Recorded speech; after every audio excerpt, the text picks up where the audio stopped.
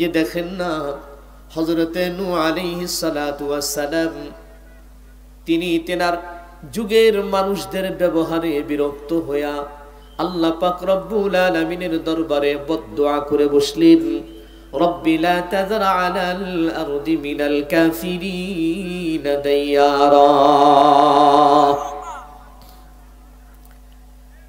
নূহ আলাইহিস সালাম দোয়া করলেন, আল্লাহ রব্বি লা তাযর আলাল আরদি মিনাল কাফিরিন দাইয়ারা।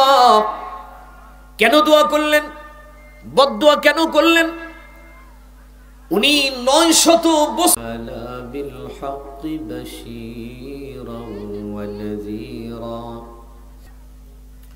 ওয়া দাঈয়ান ইলাল্লাহি বিইذনিহি সিরাজান ওয়া কমারান মুনীরা।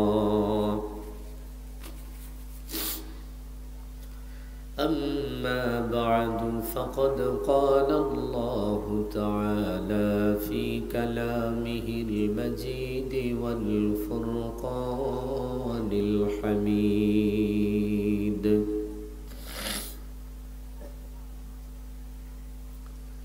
أعوذ بالله من الشيطان الرجيم. بسم الله الرحمن الرحيم.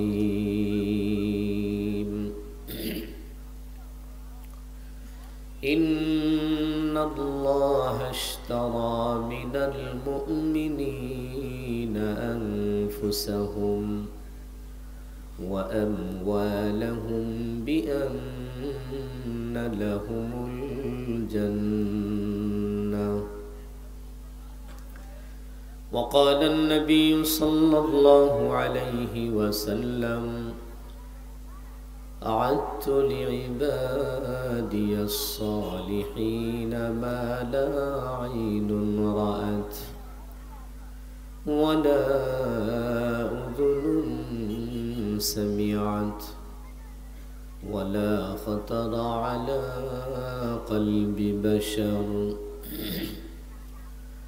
صدق الله مولانا العظيم وصدق رسوله النبي الأمي الكريم. ونحن على ذلك لمن الشاهدين والشاكرين والذاكرين، والحمد لله رب العالمين. اللهم صل على محمد وعلى آل محمد كما صليت على إبراهيم وعلى آل إبراهيم إنك حميد مجيد. اللهم بارك على محمد وعلى آل محمد كما باركت على إبراهيم وعلى آل إبراهيم إنك حميد مجيد. يا مولاي صل وسلم دائما أبدا على حبيبك خير الخلق كلهم. بلغ العلا بكماله كشف الدجى بجماله حسنت جميع خصاله صلوا عليه وآله حضرت ابو ذر غفاری خادم خیر البشر حضرت ابو ذر غفاری خادم خیر البشر جس نے ساری زندگی میں نہ بنایا اپنا گھر بلغ العلا بکمالہ کشف الدجى بجمالہ حسنت جميع خصاله صلوا عليه وآله سبحانك لا علم لنا إلا ما علمتنا إنك أنت العليم الحكيم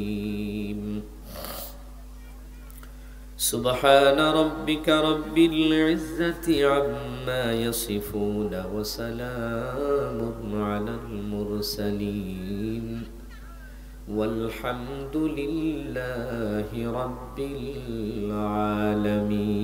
العالمين بذكر الشهر چبینی در خروش است ولی داند ذری معنی کے گوش است نہ بلبل بر غلش تسبیح خاریز بہر خاری بتسبیحش زبانیز جر سے ہر دم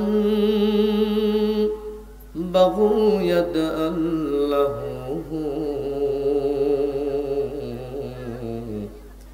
لغوید تنتو بظاہر سمع آیاد کے ٹوٹو کہ در معنی بغوید اللہ اللہ اللہ ایچ شیرین استنام شیر و شکر می کند جانم تمام بہر دین و بہر دنیا بہر نام اللہ اللہ کر دباید والسلام لا الہ الا اللہ لا الہ তাহলে পঠিত আয়াত এবং হাদিসকে সামনে রেখে মুখতাসার সময় দিনই কিছু কথা যেগুলো বড়দের জবান থেকে নকল করে বলার জন্য চেষ্টা করছি আল্লাহ পাক যেন আমার জবান থেকে পুরনূর পুরসহি মুস্তানাদ দিনই কিছু আলোচনা বের করে দেন সকলেই বলি আমিন সম্মানিত সুধী আমরা যারা পৃথিবীতে ধর্ম অবলম্বী আছি ধর্ম অবলম্বী বলতে শুধুমাত্র কেবলমাত্র মুসলমানকেই বোঝায় না মুসলমানের বাহিরেও আরো অনেক ধর্ম আছে সত্য হোক আর মিথ্যা হোক তারা ধর্ম হিসেবে মানে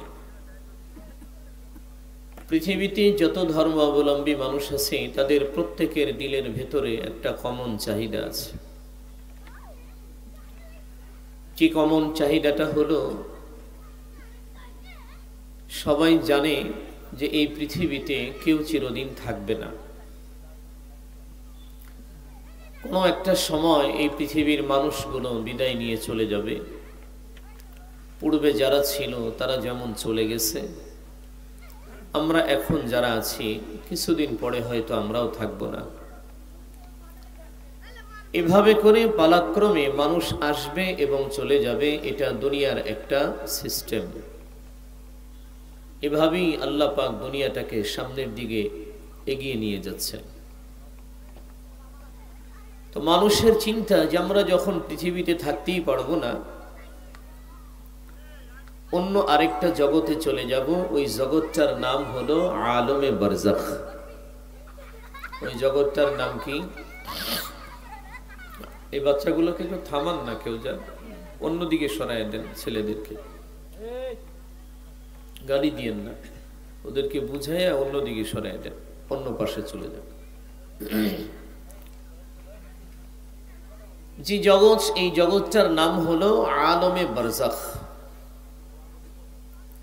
আর বারজাখের দুইটা হালাত হবে। বারজাখ এটা কারুর জন্য দোজখ, আবার কারুর জন্য জান্নাতের টুকরা।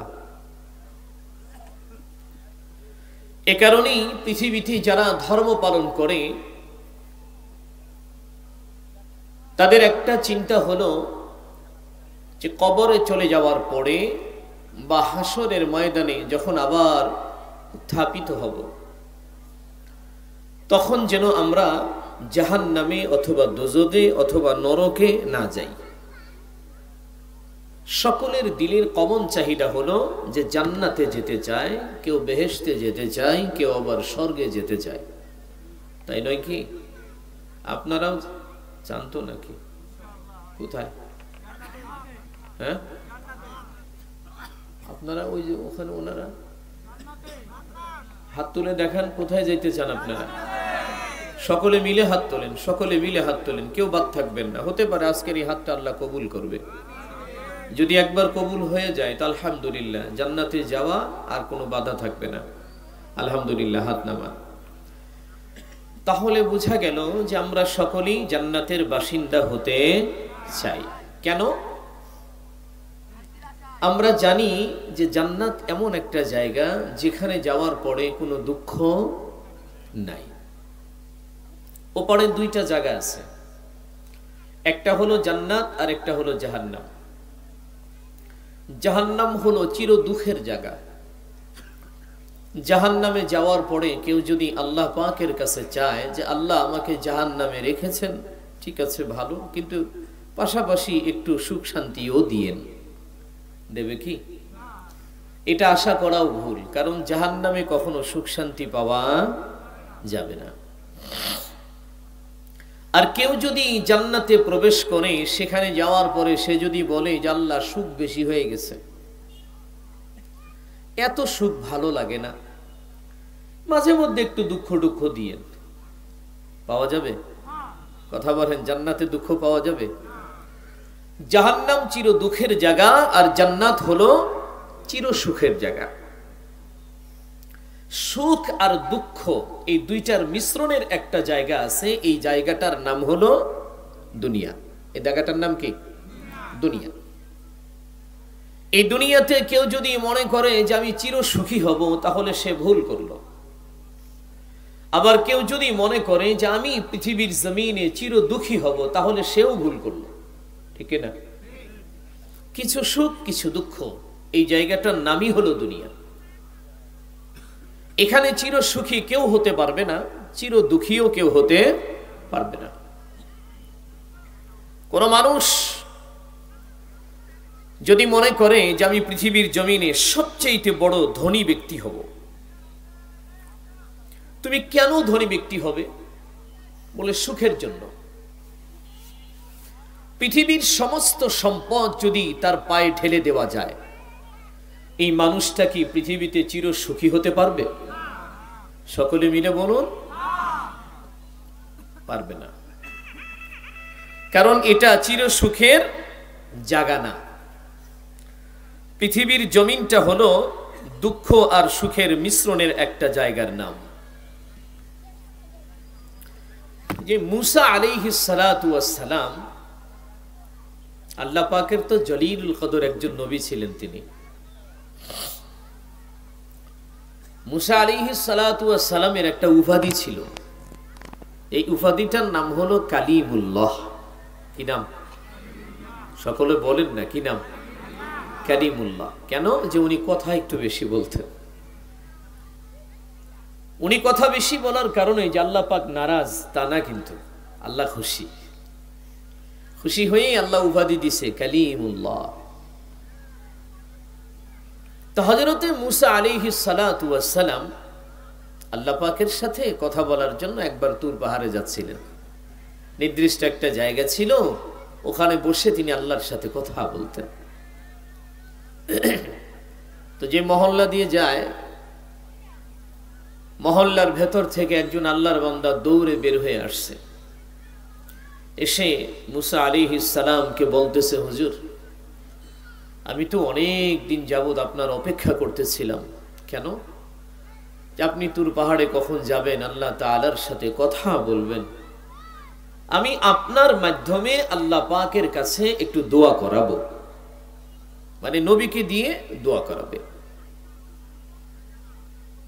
হযরতে মূসা কালিমুল্লাহ আলাইহিস সালাম বললেন যে, দেখো, দোয়া তো তুমি করলেও তো পারো, আমাকে দিয়ে কেন করাবে? লোকটা বলে, পয়গম্বর,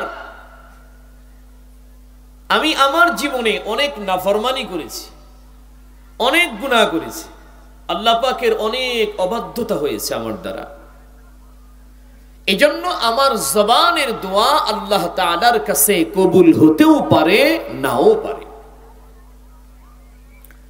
এ কারণেই আমি আপনাকে দিয়ে একটু দোয়া করানোর ফিকির করেছি যে আপনার জবান দিয়ে দোয়া করলে এটা আল্লাহ তাআলার কাছে কি হবে? গ্রহণযোগ্য হবে।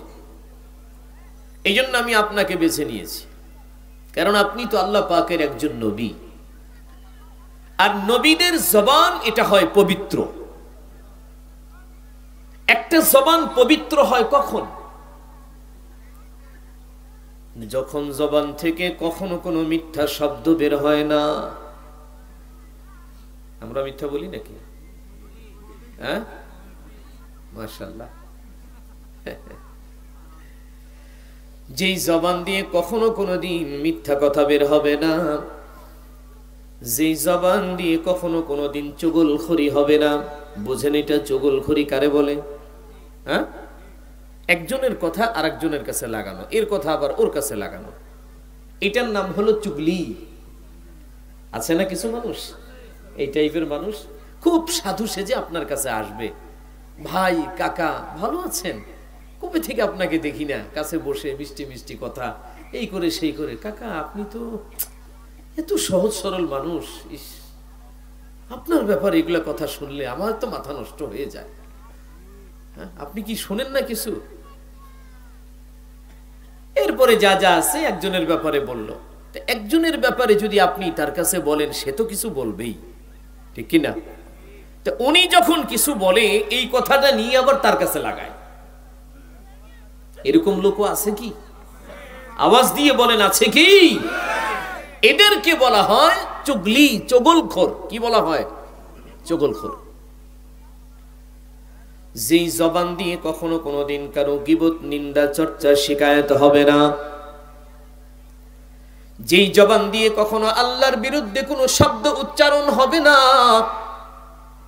যে জবান দিয়ে কখনো নবীর বিরুদ্ধে কোনো শব্দ জবান থেকে বের হবে না, যে জবান দিয়ে কখনো কোনো আলেমের বিরুদ্ধে কোনো কথা তার জবানে আসবে না, যে জবান দিয়ে কখনো তার পেটের ভেতরে কোনো হারাম লোকমা প্রবেশ করবে না, এরকম জবান যদি হয়, ওই জবানটা পবিত্র জবান, দোয়া করলেই আল্লাহ ফিরিয়ে দেয় না। নবীদের জবান থেকে কখনো কি চুগলখড়ি হয়েছে? স্বীকৃতি দেন। কখনো কি মিথ্যা বেরিয়েছে? গীবত হয়েছে নবীদের জবান দিয়া? কখনো কি নবীদের জবান দিয়া আল্লাহর বিরোধিতা হয়েছে? নবীদের জবান দিয়ে কখনো এক লোকমা হারাম খাবার ভিতরে প্রবেশ করেছে নাকি? না। তো নবীদের জবান পবিত্র হবে না তো কার জবান পবিত্র হবে?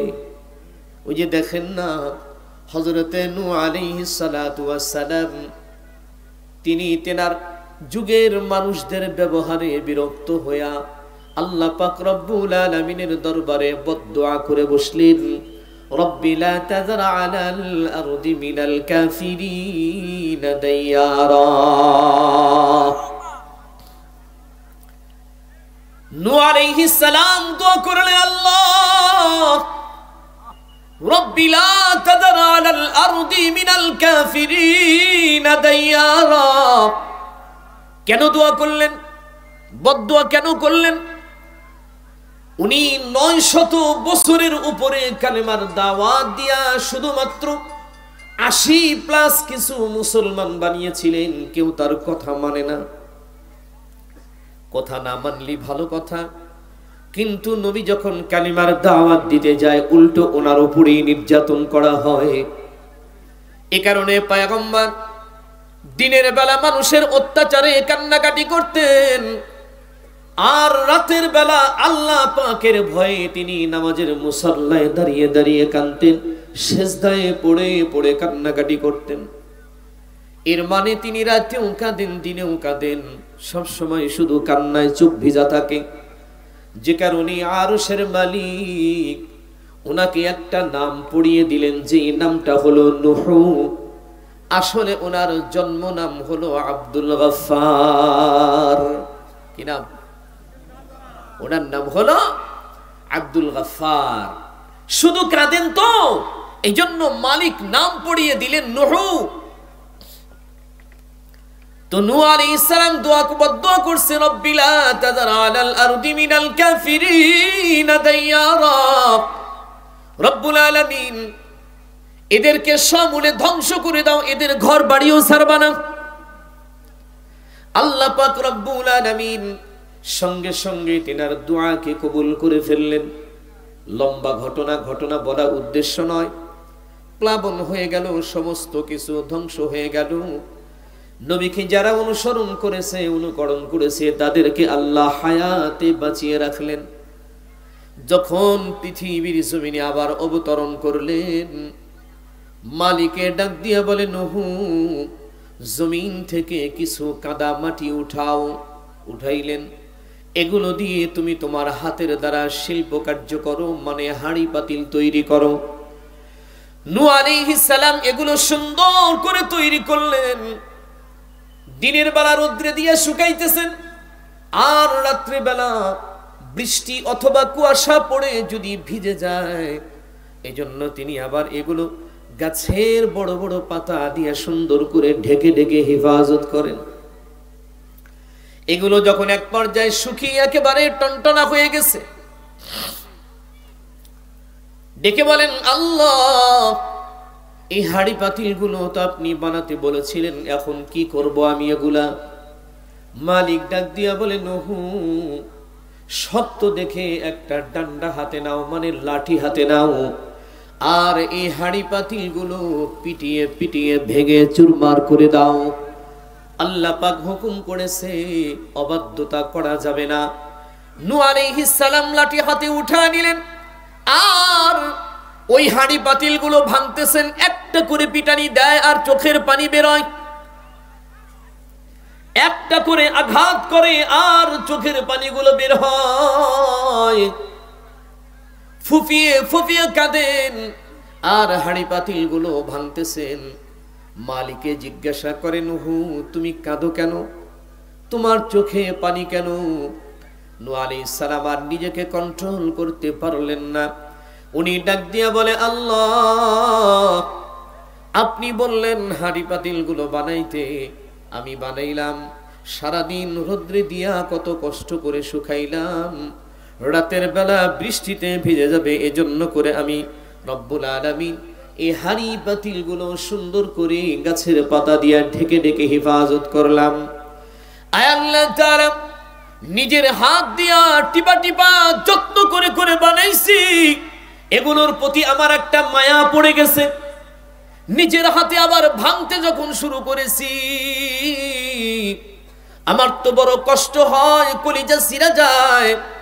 আল্লাহ পাক ডেকে বলেন, নূহ ওদেরকে যখন তুমি ভাঙতে গেছো, লাঠি নিয়ে যখন পাশাপাশি যা দাঁড়াইছো, ওরা কি তোমার লাঠির ভয়ে পালানোর চেষ্টা করেছে?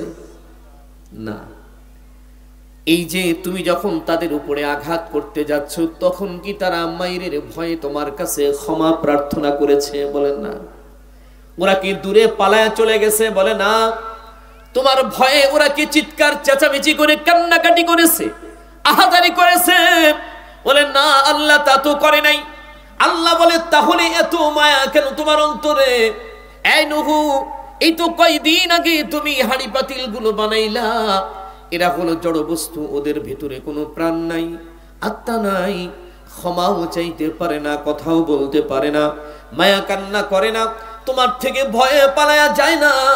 তারপরেও যদি তোমার কলিজার মধ্যে ওদের জন্য এত মায়া থাকে, তাহলে নূহ তুমি যখন দোয়া করছিলা রব্বি লা তাযার আলাল আরদি মিনাল কাফিরিনা দাইয়ারা, এই দোয়াটা করার আগে তোমারও তো একবার চিন্তা করা উচিত ছিল।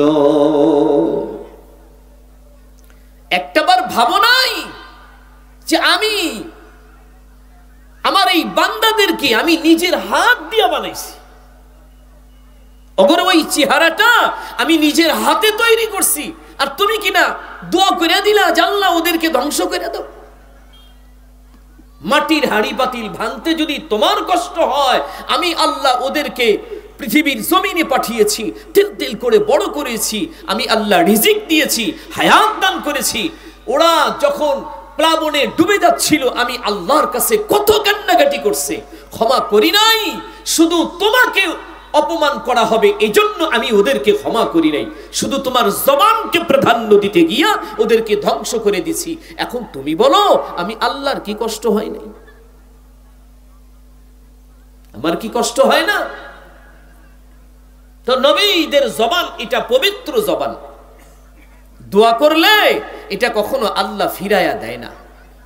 তো মুসা আলাইহিস সালাম লোকটারে বলে, আচ্ছা ঠিক আছে, তুমি যখন এত করেই বলতেছো, আমি দোয়া করব তোমার জন্য, যাও অপেক্ষায় থাকো। তুর পাহাড়ে গেলেন, আল্লাহ পাকের সাথে কথা বললেন। শেষ পর্যায়ে গিয়ে মালিককে ডাক দিয়ে বলে, আল্লাহ তোমার এক বান্দা আমার কাছে একটু দোয়া চাইছি, আমি যেন আমার জবান দিয়া তোমার কাছে দোয়া করে দিই। কি দোয়া? মুসা আলাইহিস সালাম বলে, রব্বুল আলামিন, ওই মানুষটা দুনিয়ার জমিনে নাকি কখনো সুখ পায় নাই, এজন্য আমার মাধ্যমে তোমার দরবারে একটু দোয়া করাইছে। আল্লাহ তুমি মেহেরবানি করে তোমার ওই বান্দাকে একটু সুখী বানায়া দাও। আল্লাহ পাক বলেন, যাও দিয়ে দিলাম, দিয়ে দিলাম। তুমি যখন বলছো সুখ দিতে, আমি কি আর না দিয়ে পারি? তুমি আমার নবী না? আমি তো তোমাকে ফিরাইতে পারি না। মুসা আলাইহিস সালাম চিন্তা করলেন, যাই যাই, যেই মানুষটার জন্য সুখের দোয়া করছে আল্লাহ তাকে সুখ দিয়া দিছে, ঘোষণা হয়ে গেছে, একটু তাকে খবরটা জানা দেই, তাহলে মানুষটা বড় খুশি হয়ে যাবে। এই কথা ভেবে তিনি মহল্লার দিকে রওনা করলেন। মহল্লার গলির মধ্যে যাওয়ার পরে দেখে শত শত মানুষ তার বাড়ির সামনে জমা হয়ে গেছে। কি ব্যাপার, এত মানুষ কেন? লোকজনের ভেতরে ঢুকলেন, বাড়ির সামনে যাওয়ার পরে দেখে যেই বান্দার জন্য সুখের দোয়া করছে, ওই বান্দাটা মরে তার বাড়ির সামনে পড়ে আছে। মুসা আলাইহিস সালাম চিন্তায় পড়ে গেলেন, কি হলো এটা? সুখের দোয়া করলাম, আল্লাহ এই সুখ দিল, ওরা মরে গেল। চিন্তা করতেছে এখন কি করি। কাউকে কিছু না বলে তিনি আস্তে করে বের হয়ে গেলেন তুর পাহাড়ের চূড়ায়, ডাক দিছে, আল্লাহ মালিক, তুমি না বললে তাকে তুমি সুখ দিয়া দিছো? আমি তো খুশির খবরটা তারে দিতে গেছি, কিন্তু মাওলা যাওয়ার পরে দেখি আল্লাহর বান্দা, তোমার বান্দাটা মরে জমিনে পড়ে আছে। বুঝি না মাওলা, বুঝি না কেমন সুখ দিলা। আল্লাহ পাক ডাক দিয়া বলে, মুসা, তুমি আমার একজন নবী হইয়া যখন আমার কাছে দোয়া করছো, আমি আল্লাহ দুনিয়ার সুখ দিয়া তোমারে ছোট করতে চাই নাই, এজন্য আমি ওই মানুষটাকে মৃত্যু নামের দরওয়াজা দিয়া সোজা আমার জান্নাতে ঢুকিয়ে দিয়েছি, চির সুখী বানাইয়া দিছি, চির সুখী। মানে ওর জীবনে আর দুঃখের কোনো ছোঁয়া কখনো লাগবে না, এমন সুখ দিয়ে দিছি। কোথায়? জান্নাতে ঢুকাই দিছি। কারণ তোমার দোয়া কবুল করে যদি দুনিয়ার সুখ দিতাম তাহলে 16 আনা সুখ হইতো না। কারণ দুনিয়াতে 16 আনা সুখের কোনো সিস্টেমই নাই, দুঃখ তো থাকতোই, তাহলে তুমি ছোট হয়ে যাইতে আমার কাছে। এই জন্য তোমার জবানকে ছোট না কইরা আমি ডাইরেক্ট তাকে জান্নাতের মাকাম দান করে দিছি। যা, তাহলে বুঝা গেল একমাত্র সুখের জায়গা হলো ওই জান্নাতটাই। কথা বলেন ঠিক কিনা? ওয়ালাকুম ফিহা মা তাশতাহি আনফুসুকুম ওয়ালাকুম ফিহা মা তাদউন। তা আমরা যারা পৃথিবীতে আছি, যেমন আজকে আমরা এখানে বসছি, আমাদের কাউকে যদি জিজ্ঞাসা করা যায় যে ভাই তুমি কি জাহান্নামে যাবে, একটা মানুষও স্বীকৃতি দিবে না। সে যদি বিনামাজিও হয়, রোজাও রাখে না, আল্লাহকেও ডাকে না, হারাম খায়, মদ জুয়া খেলে, বিভিন্ন খারাপ কাজের সাথে নিজেকে জড়িয়ে রাখে, ওই মানুষটাকেও যদি বলেন যে তুমি জাহান্নামে যেতে চাও, সে কি স্বীকার করবে? কথা বলেন, স্বীকার করবে? বলবে না, আমি তো জাহান্নামে যাব না। কেন? যে আমি জান্নাতে যেতে চাই। আল্লাহ পাক রব্বুল আলামিন এই জান্নাতের প্রত্যাশী যারা, তাদেরকে কমিটমেন্ট করছেন, রাহাবারি করছেন, জান্নাতে যাওয়ার পথ দেখাইতেছেন আল্লাহ পাক রব্বুল আলামিন। পবিত্র কালামে হাকিমের এটা সূরা বাকারার শেষাংশের দিকে আল্লাহ পাক বলেন, আম হাসিবতুম, এই তোমরা কি মনে করেছো, আনতা দুখুলুল জান্নাহ, যে তোমরা মরে যাবে আর সাথে সাথে আমি আল্লাহ তোমাদেরকে জান্নাতের মালিক বানিয়ে দিব নাকি? না, এত সহজে জান্নাত পাওয়া যাবে না। তাহলে কিভাবে জান্নাত পাওয়া যাবে? আল্লাহ পাক রব্বুল আলামিন বলেন, ওয়ালাম্মা ইয়াতিকুম মাসালুল লাযীনা খালাউ মিন ক্বাবলিকুম মাসাতুহুমুল বা'সাউ ওয়াদ-দাররাউ